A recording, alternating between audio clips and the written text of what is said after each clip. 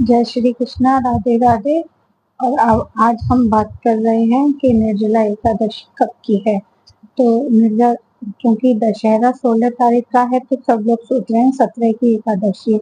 लेकिन सनातन धर्म में द्वादशी में ही एकादशी को माना जाता है और सबसे बड़ी एकादशी है, जिसको करने से जिसको साल भर की एकादशियों का करने से जो सिर्फ निर्जला एकादशी पर करने का पुण्य प्राप्त होता है। ये है 18 तारीख की, क्योंकि ये हो रही है सुबह द्वादशी में, भोर में भी एकादशी है, इसलिए एकादशी का व्रत हम 18 तारीख को 18 जून को ही करेंगे।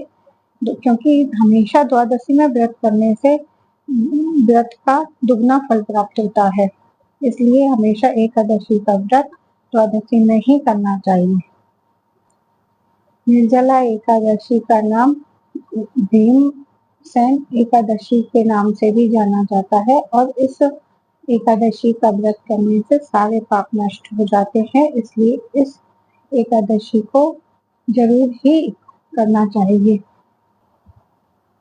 इस दिन एकादशी वाले दिन तुलसी मैया की 11 परिक्रमा करनी चाहिए और इस बार एकादशी 17 तारीख को भोर में शुरू हो रही है और 18 तारीख को सुबह 6:30 बजे तक एकादशी है, उसके बाद द्वादशी है।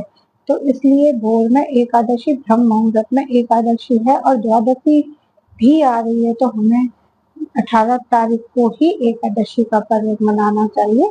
और इस एकादशी के पर्व से अगर अन्न जल त्याग कर हम इस व्रत को करेंगे तो इसकी 26 एकादशियों को करने का हमें पुण्य प्राप्त होगा और हमारे सारे पाप नष्ट करके हमें पुण्य की प्राप्ति होगी। इस एकादशी में अगर अन्न जल छोड़ कर के हम एकादशी का व्रत करेंगे तो हमें साल भर की 26 एकादशियों के पुण्य फल प्राप्त होगा और हमारे सारे पाप नष्ट होंगे। इस एकादशी का इतना बड़ा महत्व है और ये एकादशी 18 तारीख को भोर में ही शुरू हो 17 तारीख को भोर में शुरू हो रही है, तो वो 17 तारीख को भी है और 18 तारीख को भी है, लेकिन हमें द्वादशी भेदी एकादशी करनी है तो हमें 18 तारीख को ही एकादशी का व्रत करना चाहिए। एकादशी के दिन विष्णु सहस्त्र नाम का पाठ करने की बहुत बड़ी महिमा है। एकादशी के दिन गजेंद्र मोक्ष का पाठ करने की बहुत बड़ी महिमा है। तो एकादशी के दिन जो हम सब लोगों से बन सके वो हमें अपनी तरफ से जरूर करना चाहिए। एकादशी का हमें पारण भी जरूर करना चाहिए, जो कि होगा 19 तारीख को भोर में। इसलिए भोर में स्नान करके ही एकादशी का व्रत करें और दूसरे दिन 19 तारीख को भी भोर में स्नान करके पूजा पाठ करके गंगा जल और तुलसी के साथ 3 बार आचमन करके अपने एकादशी व्रत का पारण जरूर करें। उसके लिए सुबह 5 बज के कुछ मिनट से 6 बज के 29 तक आप पारण कर सकते हैं।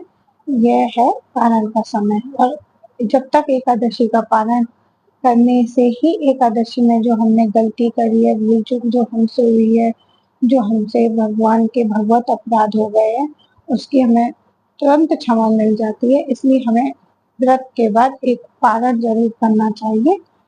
और इसी के साथ राधे राधे। अगर आपको मेरी बात बहुत अच्छी लगी है या कुछ काम में आने वाली बात है तो जरूर शेयर करें अपने दोस्तों के साथ, अपने रिश्तेदारों के साथ। और कोई बात अगर गलत है तो उसको कमेंट करके बताएं। जय श्री कृष्ण, राधे राधे।